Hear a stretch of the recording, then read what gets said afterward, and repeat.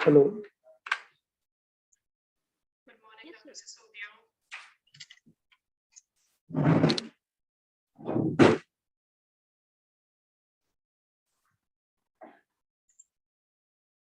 Shall we begin?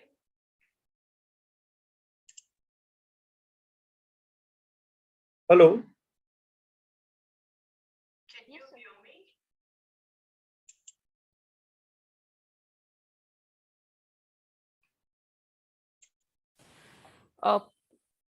Dr. Sisodia, can you hear me?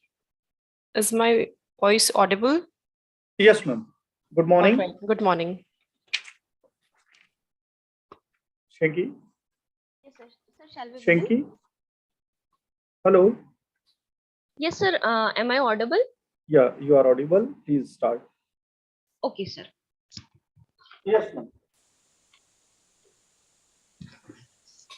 You become what you believe. Very good morning to one and all present here. It's my very good morning to one and all present here. Today's I welcome you all for the first keynote session of the third day conference, and it's my privilege to introduce the first keynote speaker of the day, that is Miss Kamiya Khatter. We welcome you, ma'am. Thank you, Shanky. Good morning, everyone. To begin with, I would first like to thank the organizing team of MISP 2022. Shanky. Ma'am, please just hold. Okay. Yeah. All right. It's a brief introduction. Then I thought the mic has been handed over to me. Yeah. Please go ahead. Okay. Thank you, Shanky. Good morning. Yeah. Okay. Now I would like to invite the organizing chair of the conference, Dr. Dilip Singh Sisodia, to brief about Miss Kamiya's profile. So please.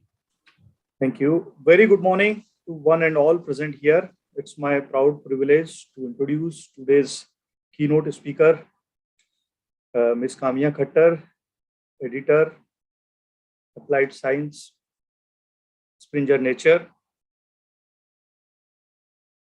Ms. Kamiya Khatter is presently working as an editor at Springer Nature. She is a part of global acquisition team at Springer, an imprint of Springer Nature. She is responsible for acquisition and publishing of books in engineering and applied sciences portfolio.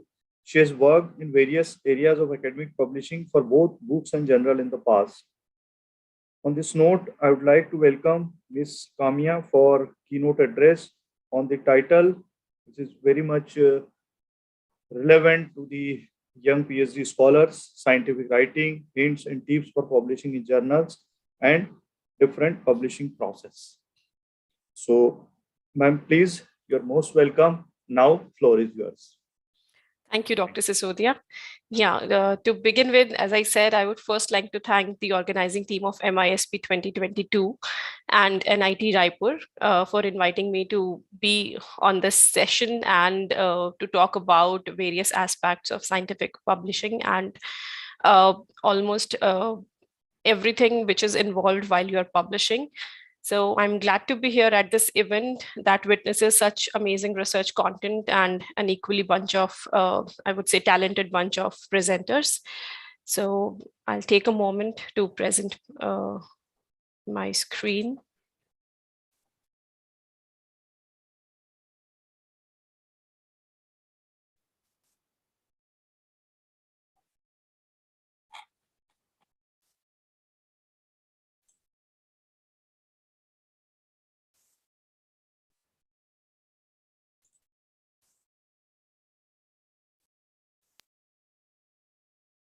I hope my screen is visible to all of you. Yes. Perfect.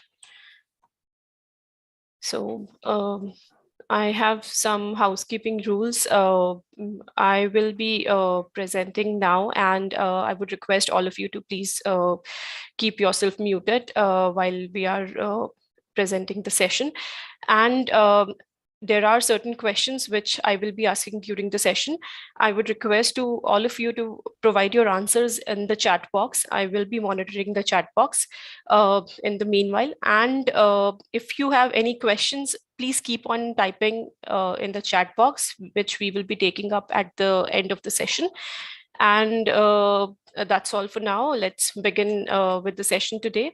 So during this presentation, I will be covering most of the aspects, I would say the general aspects of scientific writing for journals, journal publication. And it will cover the three most important aspects of journal publication, such as logical manuscript structure, how you should be structuring your manuscript while you are writing for journal paper, and what should be your efficient publication strategy, what all are the aspects that you should take care of while you are looking for a right journal for your paper that you have written. And the third most important aspect will be successful journal submission process, how you should be able to successfully submit your paper to a journal, to a right journal that will take your paper to the right kind of audience, and so that you can build on your work, and others can build on your work, and others can validate your work. So all these things I will be covering in today's session. And there are certain tools which authors can use while writing their paper, or while looking for a right kind of journal, or while submitting their paper, or even after the publication of their paper. So to proceed ahead, before I proceed ahead, I'll keep my video off for the better bandwidth.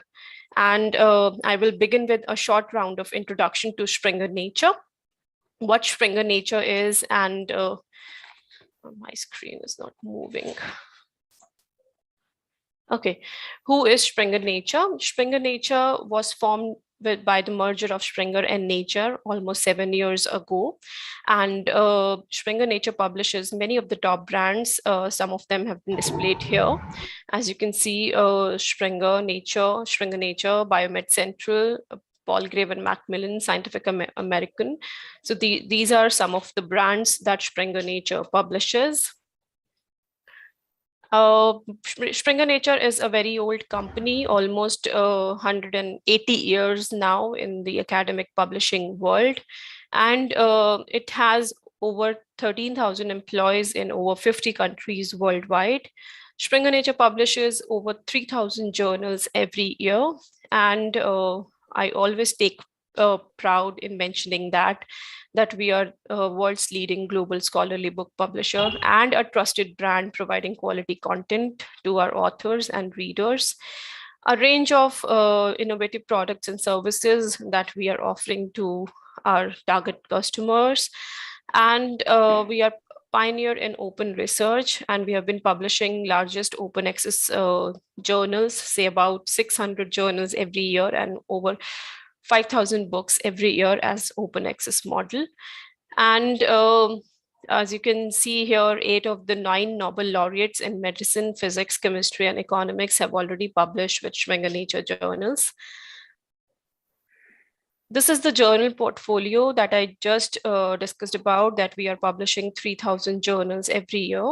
And out of these 3,000 journals, 2,800 journals are in the research division, from which a large chunk is coming as in the hybrid model. So what these hybrid journals are, as you can see, there is a pie chart given on the screen here, and the blue color that you can see on the pie chart talks about hybrid journal, which is the 55% of our 3,000 journals. So these hybrid journals give you an option to publish your paper in an open access model also. And these are basically subscription-based journals, but they will give you an option to publish your work as open access as well. And the other 200 journals are in the professional division, which are business to business type publications. That was all about Springer Nature journals. And Here, I'll be talking about all publishing fields of Springer Nature, which might be something that is surprising to some of you, that we do not only publish in science and technology, but we publish across all the disciplines that have been displayed here. Talking about the spectrum of publication, we publish a wide spectrum of academic literature that suits the need of our authors and readers, starting with journals such as Nature all the way to reviews only journal. And we also have very small monographs such as briefs and pivots, which are conveying research information in a succinct form. We also have a thesis award program for outstanding theses. We are also publishing all types of books, all the way from professional books to textbook, conference proceedings to large-scale handbooks and reference works. We also have three major databases called Nature, Nano, Springer Materials, and ADIS Insights, which are very useful to researchers. So that's all about Springer Nature. Now we'll dive into the presentation. Before I start talking about the structure of the article, journal selection, submission process, I would like to stop at this section, and I would like to discuss about certain topics which are very much required before you begin with the publishing process. You should be knowing why we publish, what all things are required, and what are the general rules, what are the timelines, and what are the processes that go when you start publishing your work. So here goes the first question. Why do we publish our research? You can answer in the chat box. You can type 1, 2, 3, 4, 5 instead of typing the whole thing. I am monitoring the chat box. I'll give you a couple of seconds because the session is too short.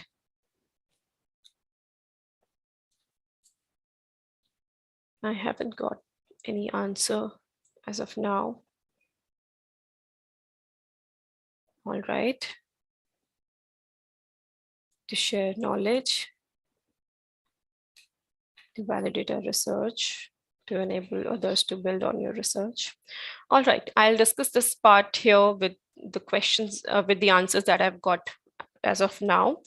So I would like to mention that we have got a very noble audience today who wish to publish their work for sharing their ideas with others.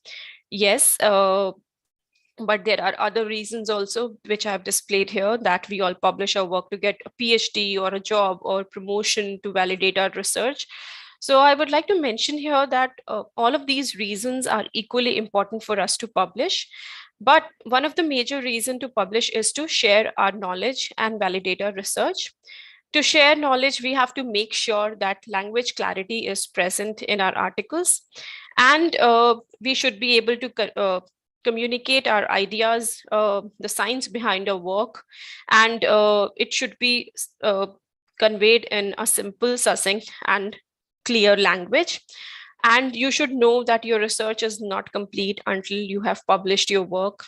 And because, when you send it to a journal, your work gets peer reviewed by the other people in the field and your work gets validated. So in today's presentation, I will also be talking about the structure of the paper and how you can make it easier for the reviewers to review your article and readers to read your paper.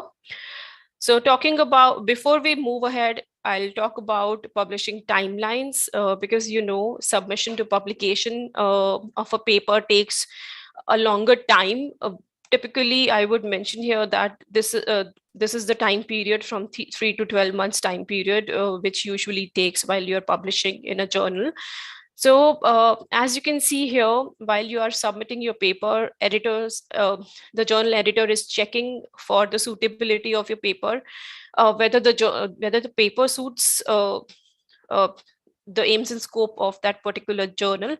If not, the editor will reject it straight away. If yes, the editor will send it for the peer review process, and editor will look for potential reviewers for your paper, and the reviewer will be reviewing it, giving you the review report, and you are again revising your paper as per the reviewer comments, and then you're resubmitting it for the further review.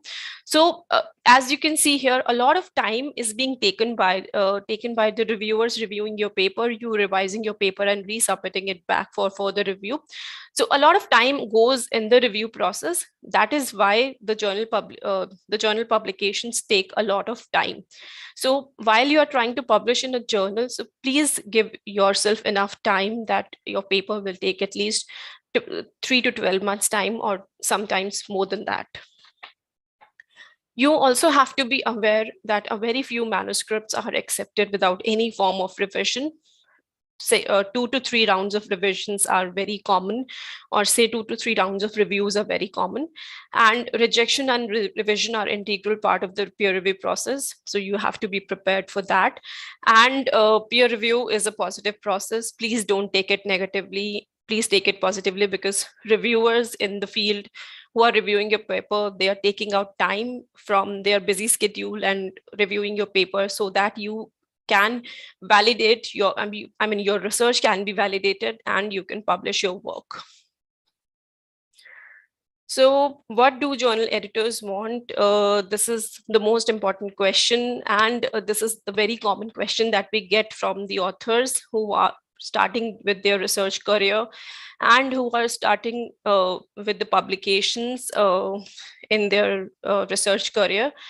So these are the certain points, and I would say certain tips that you can make a note of, that your paper should be having some good quality science so that it can stand up to peer review process. It should be original, and it should be interesting to the journal's readership. So whenever you are submitting your paper to a journal, always look for the aims and scope and the journal guidelines, so that you know that your paper fits with the journal's aims and scope, and it should be active.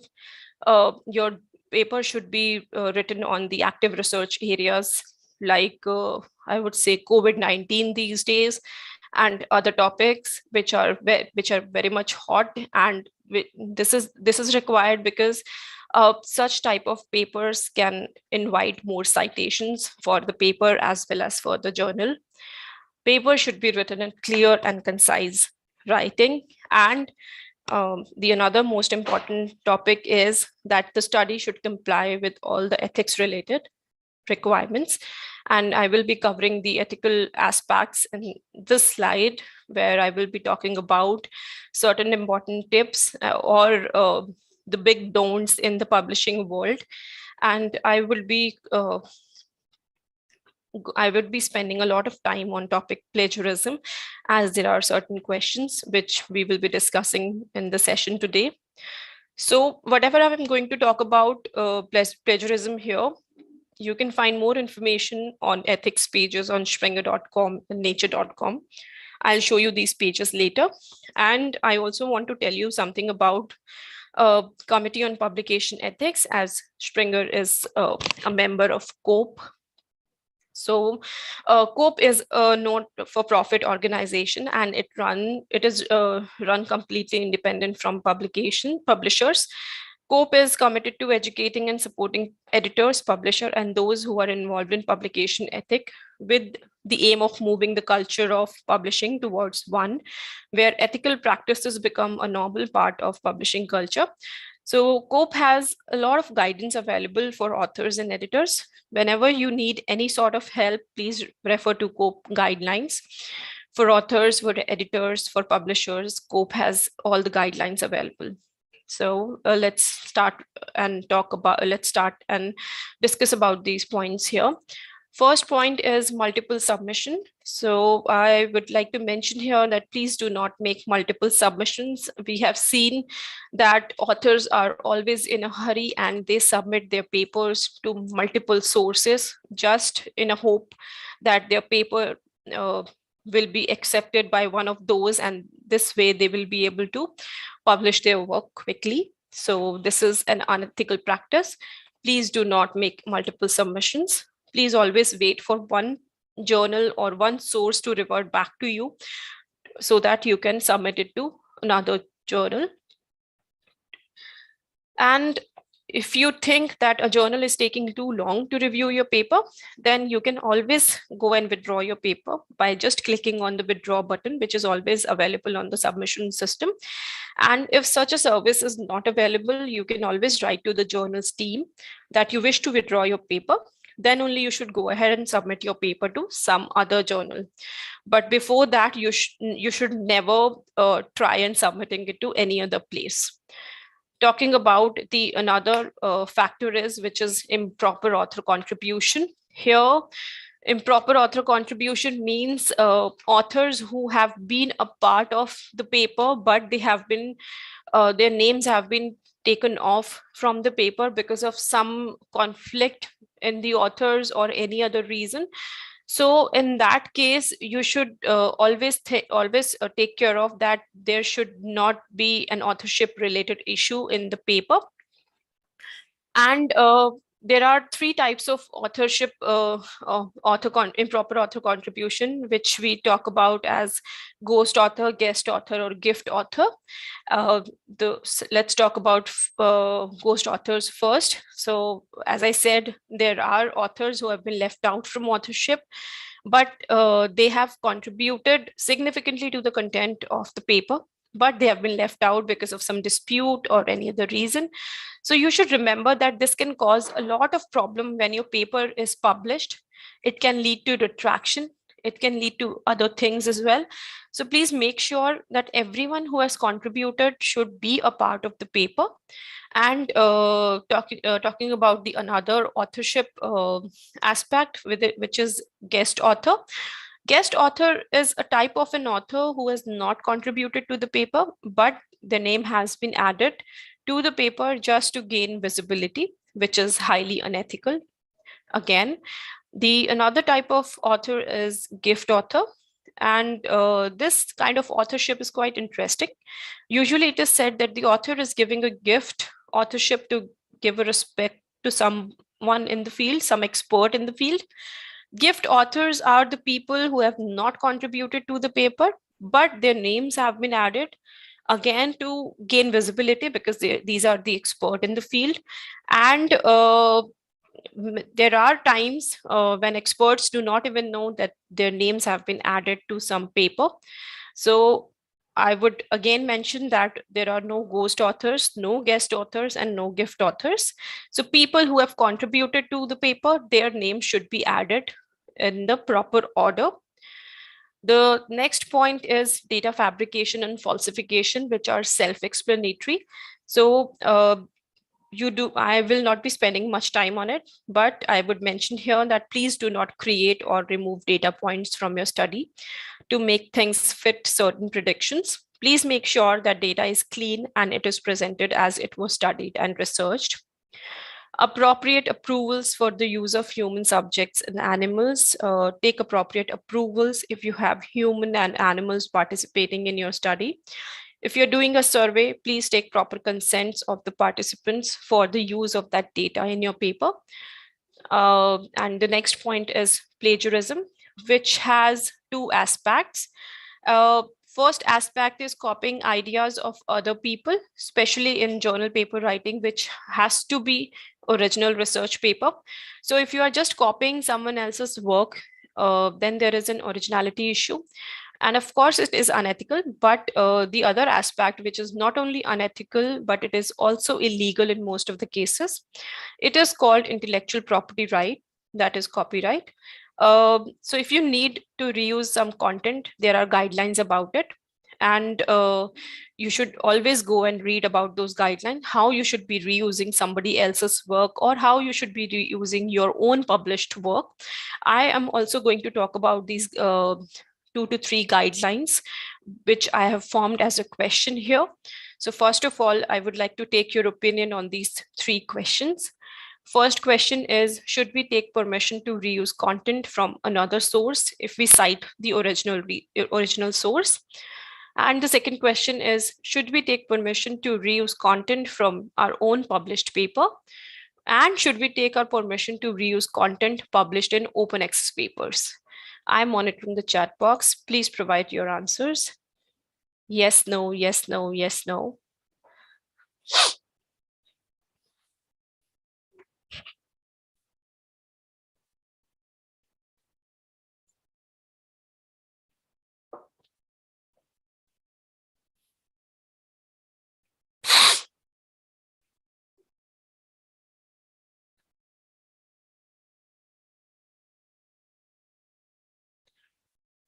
Perfect. I would again mention that we have a very normal audience. So let's discuss about these questions here. So let's go to the first question. Should we take permission to reuse content from another source if we cite the original resource, original source? I would actually mention here, yes, we do need to take proper permission from the publisher if we are using someone else's content in our work. And taking permission is quite easy these days. There is an online tool available to take permission. All you need to do to answer certain questions from the drop down option given in the menu, and you can automatically generate the permission license. If you need to reuse some text or few images or table, usually there are no charge from the publisher's side. You do not have to talk to anyone. You do not have to email to anyone. You can simply generate the permission license online on www.copyright.com, that is Copyright Clearance Center. Moving on to our second question, which is, should we take permission to reuse content from our own published paper? Again, the answer is yes. Once you publish your content, that means you just transfer the intellectual property rights of your content to the publisher or to the society that owns the journal. And when you publish your work, you sign a copyright transfer form. And many of you might be wondering that you did not sign the copyright. But when you click on accept terms and condition button, which is again considered as electronic signature, that means you are accepting these terms and condition, which also includes the copyright transfer to the publisher. Unless the copyright is owned by you, which is a very rare case, you need to take permission for your own published content as well. Third question is, should we take permission to reuse content published in open access paper? So the answer can be yes, the answer can be no, because for this you need to look at the open access license that the journal has. Most of the open access publications are under CC BY license, which is a Creative Commons BY license. For most of the OA papers, which are under CC BY license, you do not need to take permission from the copyright holder. All you need to do is to properly cite the source of the journal and how to cite the paper. This information is always available on the journal website. But there are another Creative Commons licenses, and the other most commonly used creative license is CC BY NC, wherein the NC stands for non-commercial. So for non-commercial usages, you do not have to take permission. And these non-commercial usages are using the content in a presentation or for a lecture that you're going to give. But while you're using that content for a journal publication, which is not considered as non-commercial, in that case, you need to take permission from the copyright holder. So let's go back a little bit and talk about the plagiarism. As we just discussed, that plagiarism occurs when someone presents the work of others as if it were their own, and it is a violation of academic norms. So, and its severity depends on the extent of the copied material, the possession of the copied material, context, or the type of material. The severity of the content depends on these parameters. And why it is considered as a big problem, because it gives plagiarist undeserved rights or status or authority to call this work as if it was his own work. It also deprives original author of credit, and it prevents tracing of ideas back to their origin. And it can also distort the result of systematic review or meta-analysis. It can also mean text recycling, and possibly copyright infringement problems can occur. So you have to take care of all these elements while you are publishing your work in a journal or in any other mode. So you have to take care of all these things while you're publishing. So let's go ahead and talk about the core section of our today's presentation, how you can be an effective communicator. So as you know, your goal is not only to be published, but it should be that you should be widely read in your field. How you can achieve that goal is you should take care of the logical manuscript structure, how you should be structuring your manuscript, how you should be submitting your paper to a right journal, and how you should be successfully submitting your paper to a right journal so that it gets published and it reaches to a right kind of audience. So let's go and discuss about logical manuscript structure, which is the first section of our presentation. As I said, this is all about effective communication, and your manuscript is actually telling a story. Here, I'll be talking about how you should structure your ideas in the form of a manuscript or in the form of a paper. In this section, I will clearly discuss how to logically organize your ideas for your readers. Please always remember that your ideas are complex, and what makes you an effective communicator is how clearly you explain your complex ideas to your readers. So while structuring a manuscript, you should always remember that you're telling a story which always have a proper beginning, a detailed middle part, and a succinct end to it.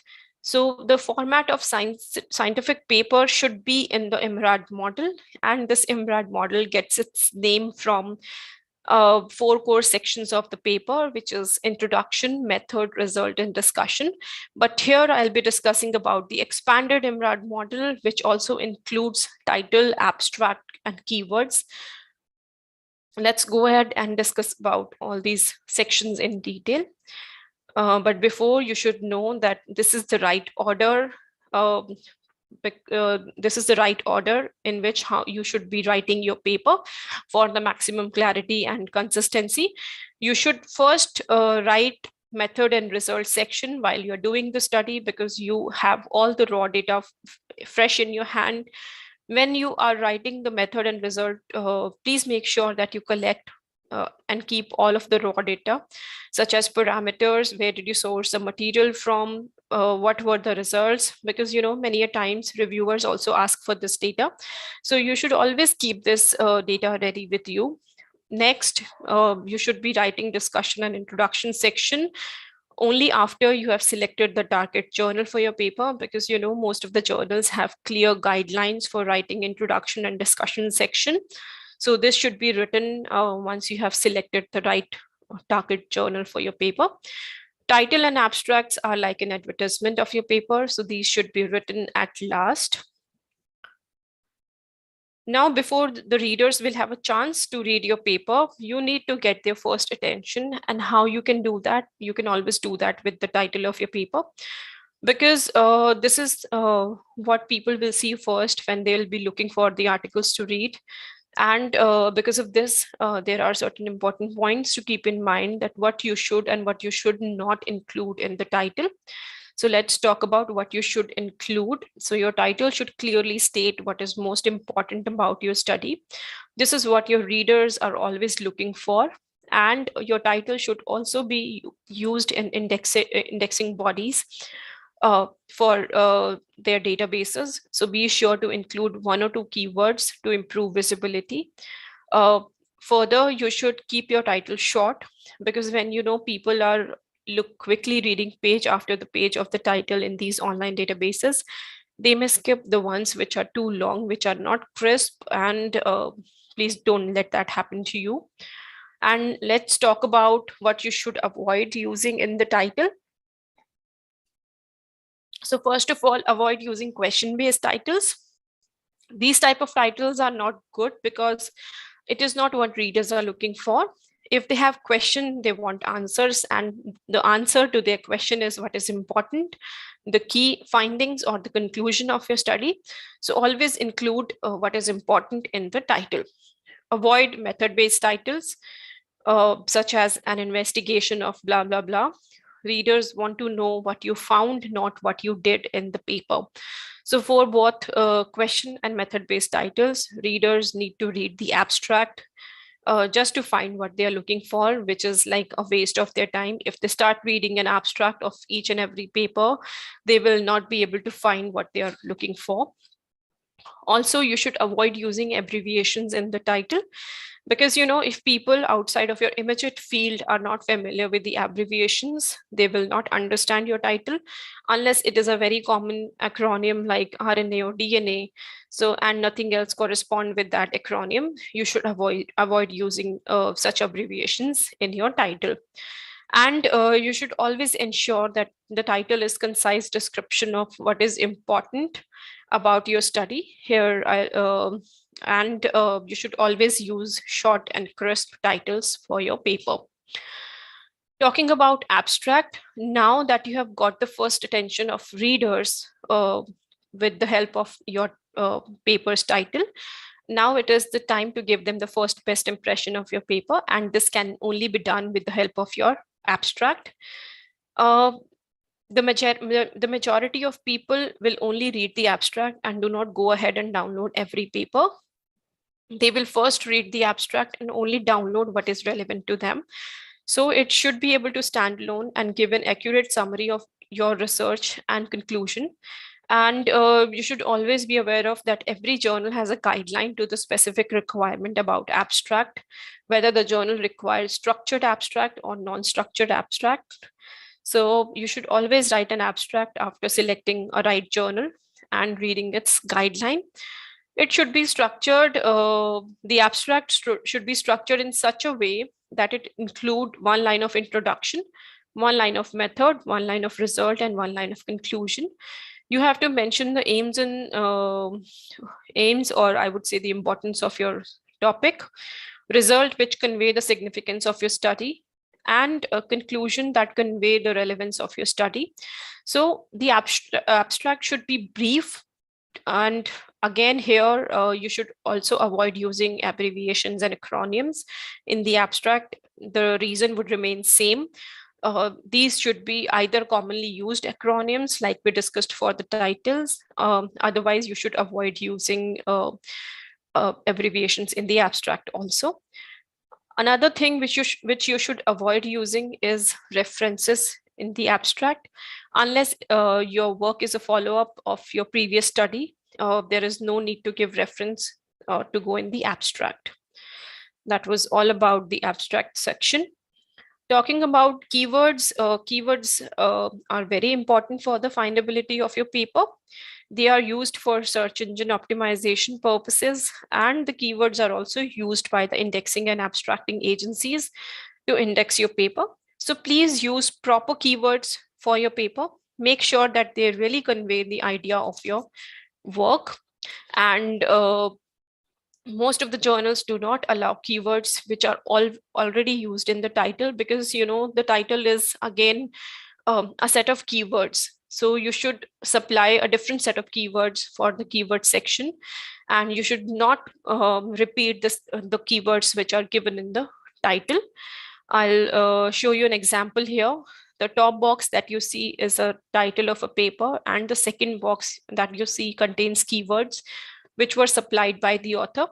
So the keywords which are supplied by the authors are too generic, and no one will be able to search for this paper by just searching for molecule, optics, lasers, or energy. And if you see the third box, you'll see the better keywords here. As you can see, those are like phrases, and it is always okay to have phrases than single word keywords, which are too general and not specific at all to find for that particular paper. So you should always keep that in mind while you're writing the title, abstract, and keyword section. So keep these things in mind. Now we'll get into the 4 core sections that our readers would have while they're looking for a right kind of a paper. So they will always look for, why did you do the study? How did you go about it? And what did you find? And so what does this study do to advance the field? And all of these questions can be answered in 4 core sections of the paper, that are introduction, methods, result, and discussion. Talking about introduction section, which is about explaining why does your study need to be done.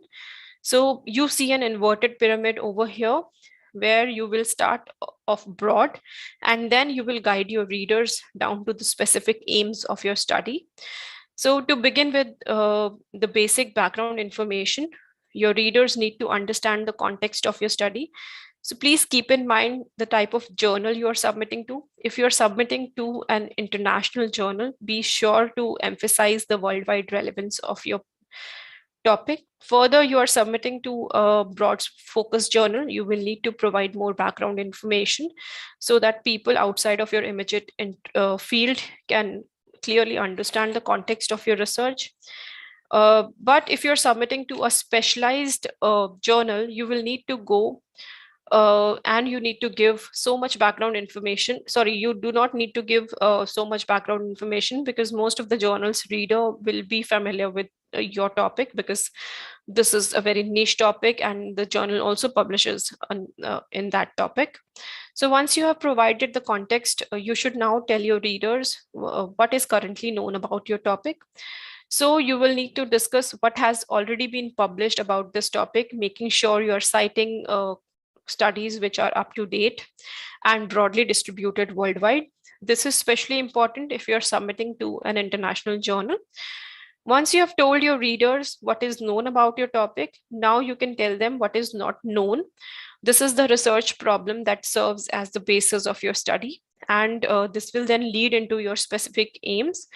Be sure that your aims directly address the research problem which you identified initially, and this is how your readers will clearly understand why your study was done and why your study needs to be done. So let's look at the introduction. Again, it is like a story itself. It has a beginning, a middle, and an end. Here you'll see a concise table talking about beginning, middle, and end of the introduction. In the beginning of the introduction part, you need to provide information to put your work into context. Do not write a comprehensive literature review of the field. You can do that in your thesis or your report. You cannot do that in your paper because you have a page limit in the paper that you're going to publish in a journal. And the reason you're writing introduction is to report your work, not to report the work of others. Do cite reviews that readers can refer to for more information. And many experts write a very good review article which you have that explain the field which you're talking about in your paper. So those review articles you can cite in your paper rather than going into very deep and writing literature survey. In the middle of the introduction section, you need to mention what is rationale or what are the reasons of your study, what is the research problem in the field, and how you're going to address it.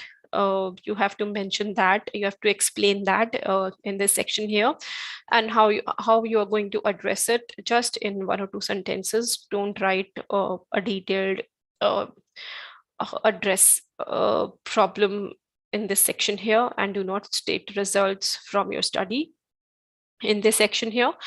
And at the end of the section, you should clearly state the aims of your study, state the methods you will need or you will use to carry out your aims.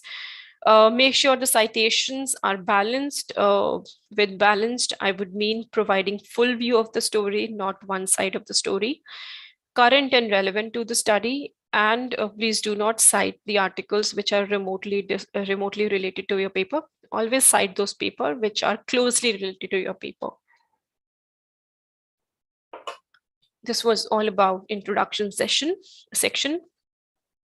Talking about methods, which is our next section. And the next question you need to address is what you did.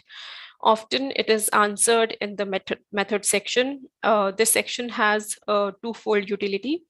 For the researchers in your field, it helps them reproduce your findings and build on your research. The more people that build on your work, the more impact and influence you will have in the field, building your reputation worldwide. For the peer reviewers, it helps them evaluate your study design and validate your results. It is also one of the first section which is carefully evaluated during peer review. If reviewers see that you did not use an appropriate and up-to-date methodologies, they will recommend the journal editor to reject the manuscript. So you have to be sure that you include all the information your readers need to critically evaluate your study design. So while you're writing your method section, you should always mention what all samples did you use in your study, what all materials did you use, and where did you procure them, and if these are the manufactured products, you need to mention the details of manufacturers also in this section. How you conducted the study, talking about how you analyzed your data, the quantification methods you used. If you used any models or equations, you will need to define all variables and assumptions here. Identify the statistical test that you need to determine the significance of the study. Please mention all this information here. How did you analyze your data, any software tool, version, and how you set the parameters, if you use e-simulation tools and any statistical test that you conducted here.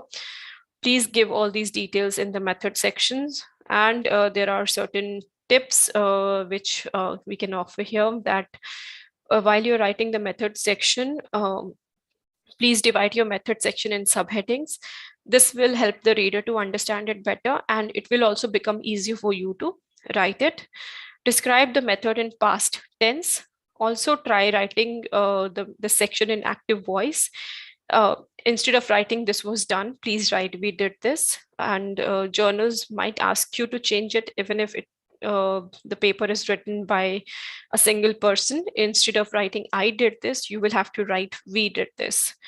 New methods must be described in sufficient details. This helps other researchers to reproduce and build on your work. If the new method or the methodology you designed is too long, you can always have it as an appendix to your paper.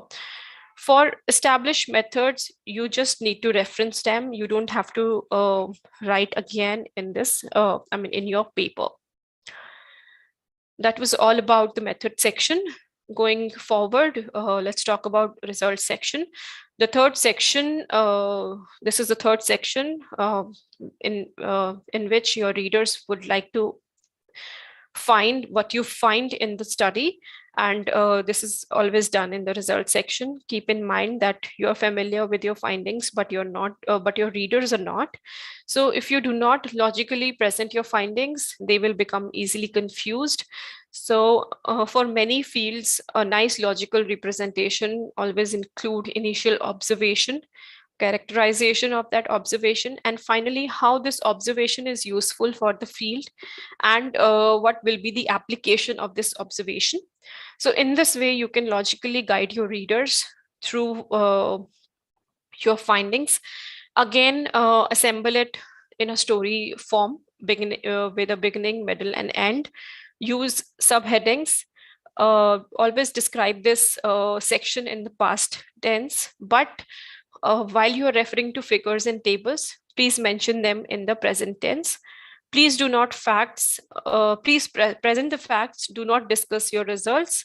And talking about figures and tables, which are very, very effective, keep them simple, use separate panels wherever necessary. Avoid duplication with text, figures and tables. Label all the parts of your figures wherever necessary. Legends should be able to stand alone. They should be written in a crisp form, and always include a result of statistical analysis in your text. Talking about the discussion section, which is the last section. And here the readers would like to know, what does your study mean for the field? And I always think of this section as the opposite of introduction section, in which we start broad and then narrowly guide our readers down to our specific aims. But in the discussion section, we want to start narrow, summarizing our key findings, and then guiding our readers back to the general implications these findings will have for the field. To do this, we need to interpret our findings. We have to describe how our findings are similar or different compared with those which have already been published. We will have to discuss any unexpected or negative result, and we should remember this, that we should not be hiding results from our readers. We have to be sure to describe why we think that we observed these findings and how research or say future research can further address them if necessary. Last but not the least, be sure to describe any limitation of your study design. This ability of yours, wherein you are finding the limitation of your study, will identify will identify your expertise in the field uh, in a way that you are able to identify limitations, and you have been able to identify measures that you will be taking you will be taking so that you can take control of these problems. This will help establish your expertise in the field. And at the end of your discussion section, sometime which is a separate section, which is like conclusion, please remember that this is the last section, will be read and will be remembered by most of the people who are reading your study. Please include the main conclusion, key implication, and potential future directions in your conclusion section. So if you logically organize your discussion in such a way, it will be clear for your readers how you did your study and how your study contributes to the field. So this is how you logically link your ideas with introduction, with method and result, and then with the triangular shape discussion like we just discussed about. So to a nice linear flow of information, I always strongly encourage you to link your ideas throughout your manuscript.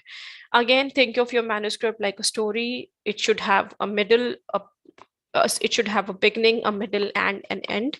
If you highlight an important problem in the beginning of your study, your readers will expect an answer to that question by the time they finish reading it. And the answer to your problem is always a conclusion. So linking your ideas together through your manuscript will help emphasize the significance and relevance of your study for your readers. So once you have learned about how to logically structure your ideas throughout your manuscript, let us discuss about the publication strategy. Here I'll be talking about the journal selection process. And your goal is to publish quickly and have an impact in the field. For this, you need to choose the most appropriate journal so that you can communicate the study's relevance to the field. So while choosing the appropriate journal, you should ask certain questions to yourself. Is this the journal with the highest impact factor that you need for your paper? If you think not necessarily, then you should always reach out to a journal that can take your paper to the right kind of an audience. The journal should be such a platform that can best take your paper to the right audience in order to maximize your impact in the field. Another question is for whom the findings are relevant. If you think your findings are relevant to your field only, you can always go ahead and choose a specialized journal in your field so that the readers in your field can reach to your paper. And if you think that your paper is always relevant to people who do not belong to just to your field, but to other fields as well, then you can choose a broad focus journal so that it reaches to readers across disciplines. The next aspect is how much accessibility do you need for your paper, because there are different models available in the journal publishing industry. There are subscription-based journal, which are closed journal. Only people who have access to these journals can only read your paper. But if you think that your paper should be widely available to everyone, then you should go ahead and choose an open access model for your paper. So once you have chosen the right kind of journal for your paper, then you should go ahead and submit your paper to the journal. So how you can successfully submit submit your paper to a journal, there are certain things that you need to keep in mind, because the journal editors are very busy. They do journal editorial work when they have time, and most are not full-time editors but are full-time professors and head of the departments. That means you are competing with other researchers for their limited time. Please make sure that the information you are giving to them is complete and they can easily understand your work and process it for peer review. So you should create a cover letter while you are submitting your paper to the journal, and the cover letter should be able to convey the significance and relevance of your study for that particular journal, so that the journal editor can further process it for peer review. So what information journal editors need when they are evaluating the suitability of your paper? They should be knowing the title of your manuscript, but also tell the journal editor the type of the article it is, because journals publish a variety of article types such as research articles, short communication, review articles, letter to the editors, and each type of an article is evaluated differently. And let the journal editor know the type of your article manuscript at the beginning of your cover letter. Next, you need to briefly describe why the study needs to be done. Introduce the topic of the study and what challenges researchers are facing regarding this topic. Then concisely discuss about your study design and highlight one or two important findings. This would be needed to emphasize why your study is important to the field. Next, you need to convince the journal editor that your manuscript will be interesting to the journal's readers. Always remember that it is an important issue for the journal editor. And I always recommend to review the aims and scope of the journal and be sure to include any key topics or readers that are emphasized in the aims and scope. This will help establish the suitability of your manuscript, why the journal editor should choose your manuscript over many others which have been submitted to that journal. And again, it is also a good idea to recommend 3 to 4 potential reviewers of your manuscript. Some journals require this, but be sure to read the author guidelines carefully about this. And even if they do not require it, it is always a good idea to provide certain names as a reviewer, because finding a suitable reviewer for a paper takes a lot of time, and while you're providing the reviewer's name, it can help expedite the review process. Last, you should also highlight important issues related to publication ethics, such as your paper is original and unpublished. It is not being reviewing by any other journal, or journal editors do not like, as you know, journal editors do not like author conflicts. So therefore, you need to state that all authors agree on the content of the journal and authorship order. Further, it is also useful to state that all authors agree with the submission to that journal. And if you have any conflict of interest, you should state them here. You should also include the source of your funding. And you need to state what each author contributed to qualify to be an author. And be sure to include all this valuable information for the journal editor in the cover letter.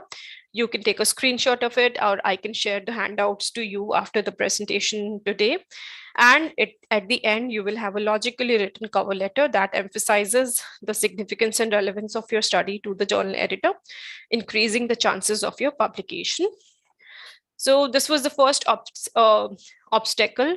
I think I've covered all this in the previous thing itself. I will not go and talk about in detail. So if you think that you have overcome the first obstacle, convincing the journal editor, now it is time to overcome another obstacle in the publishing field, publishing process, which is peer review. So there are different types of peer reviews which are being adopted by the journals. There are single blind peer reviews, double blind peer reviews, open and transparent peer reviews, and their detailed description is given here.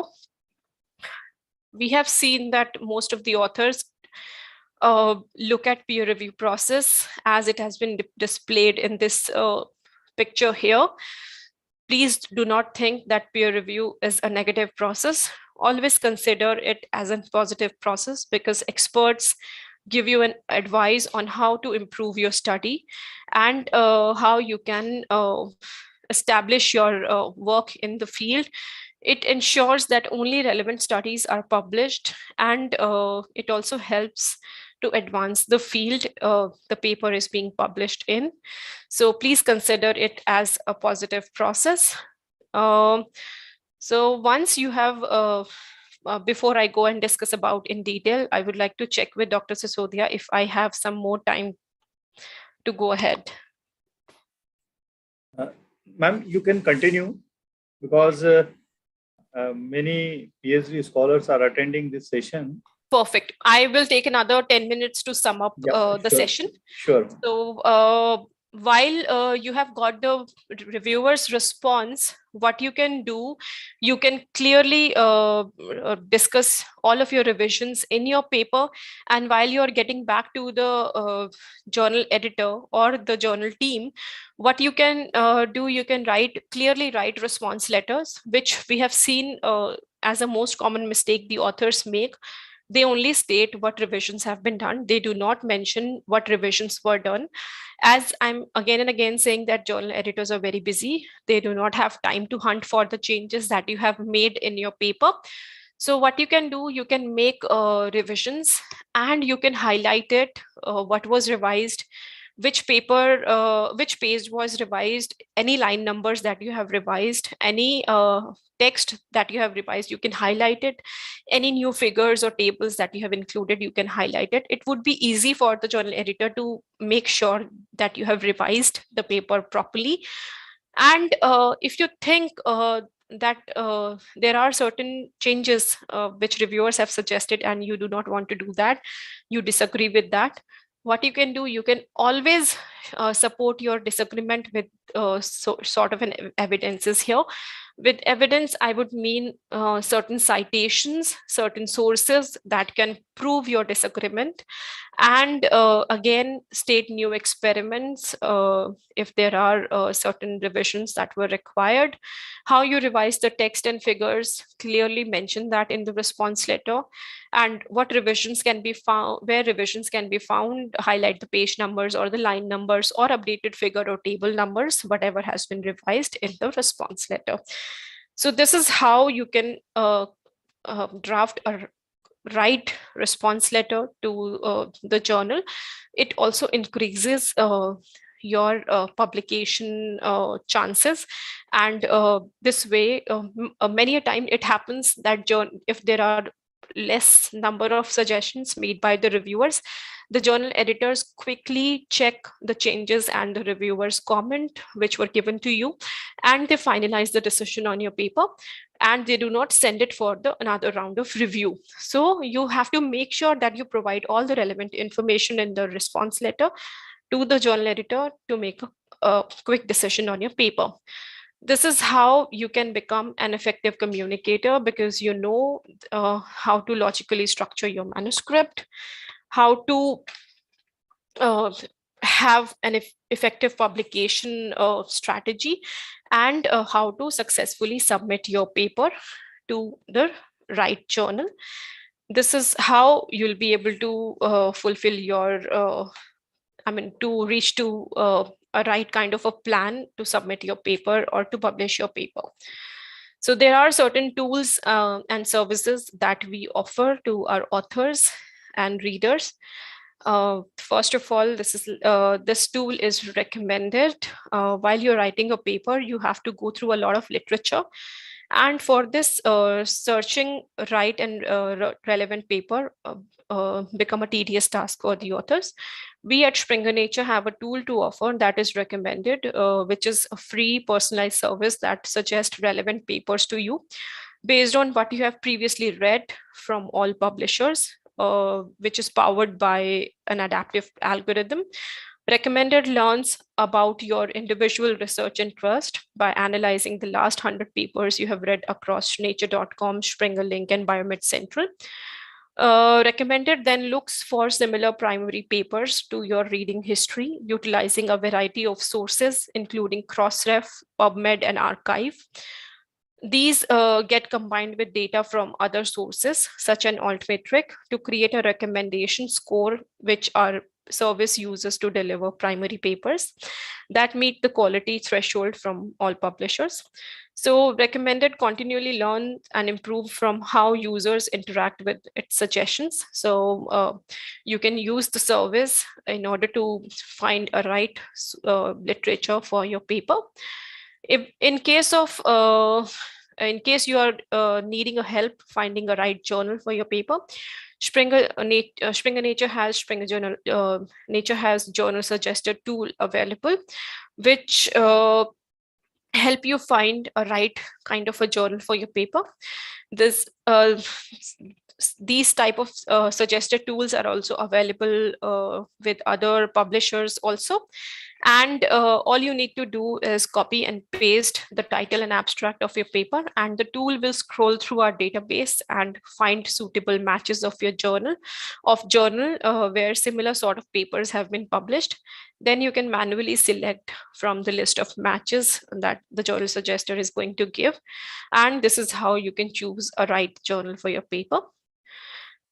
While you're publishing a paper in an open access journal, this is a quick tip list which you can always keep handy with you. How to find a trustworthy journal. There are certain tips that the journal should be coming from a reputable publisher. The editorial board should be familiar and have certain familiar names, certain international names in it. The journal should be indexed with the common databases, not indexed with the random databases that you don't even know of, that you don't even know them. And you should be able to recognize the authors, that these are the authors in your field and they have already published in that journal. Then you can be confident that the others in your field are also publishing in this journal, and this can be a good journal. Talking about fee, all reputed open access journals will always ask you for a fee once your paper has been accepted. If any journal which asks for a fee upfront while you're submitting the paper, then you have to be aware of that journal, because they are not in it for growing quality of science. They are in it for making money just. This is a tool, Think, Check, Submit tool, that will help you find a right open access journal for your paper. So what you need to do, you need to go to this website, and if you can answer all the questions which have been given here, if you can answer all the questions as yes, then you can be confident that this journal is trustworthy. This is Springer Nature Transfer Desk that is like a service to our authors. If you don't, if you don't succeed in submission, don't succeed in submitting or say publishing your work to a journal, that we have seen that many a times your article is rejected from a journal, not because it is a bad article, but because it doesn't fit in the scope of the journal. This is like a service to those authors, where if an article is rejected for non-quality related issues, then the article can be transferred to another journal. And this transfer desk can help you find what other journals are suitable for your journal. And this is how you can keep you can keep your article with Springer, and the transfer desk will help you find another suitable journal for your paper.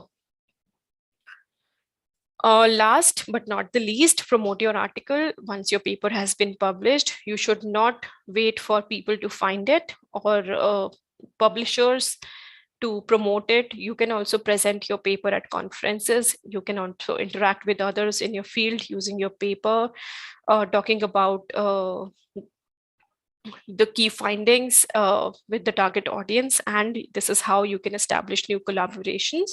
You can also promote your paper to social media platforms using LinkedIn or Twitter or Facebook or any other platform that you use. And you can also use content sharing tool that we have available with Springer Nature. I'll play a quick video of shared it tool. Springer Nature is proud to announce a revolutionary way of sharing content. Shared It allows you to disseminate your research quickly, easily, and legally.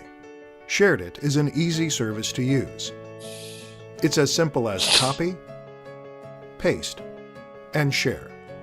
Then, anyone with the link can view a read-only full-text version of the article in an interactive environment. Subscription-based articles cannot be printed or saved, but anyone with the link can read the whole article and share it with others, who can share it with others and others through social media, institutional repositories, author websites, and platforms such as academia.edu, Mendeley, and ResearchGate. It's all possible through Springer Nature's partnership with ReadCube, an industry-leading platform which enables users to create final published versions of their research papers as enhanced PDFs. Provide your colleagues, collaborators, and the public a seamless reading experience, especially for subscription-based articles, while allowing science reporters the ability to link directly to your research for significantly more exposure. Start sharing URLs from articles published in Springer Nature journals and help spread knowledge quickly, easily, and legally. For more information, visit springernature.com/sharedit. All right, that was all about the Shared It tool, content sharing tool, which allows anyone to read your article. And this tool is available for all Springer Nature journals and conference proceedings. And with the help of this tool, full text is available to read online, even without subscription access. People can still read an article online for free. They cannot print it or download it, but can read it and cite it. All right, that's pretty much clear that one should conduct his or her research with keeping all the ethical related information in mind, from proposal to publication, in line with best practices and code of conduct for relevant professional bodies and national and international regulatory bodies. That's all from my side. We also have additional resources, say authors and reviewers tutorials, available on our web pages. You can always visit author and reviewer tutorials. And that was all I have to share with you. If you need more help, you can always get in touch with me. This is my email address. Thank you so much.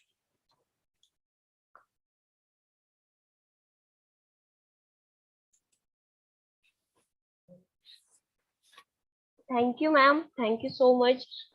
Before moving for the concluding session, I would like to request all the audience to kindly switch on their video so that we could have a group photo as a memory.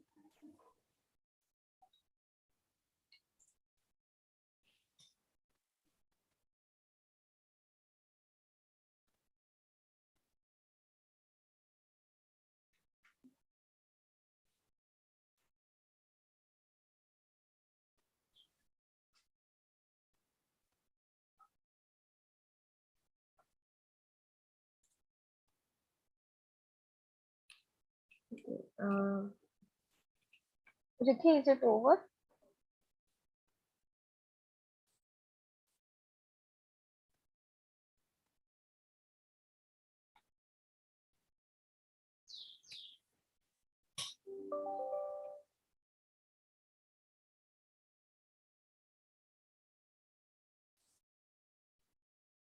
Done? Thank you very much, ma'am. Your presentation was so insightful and useful, especially for the PhD scholars. And I'm sure that the scholars will be benefited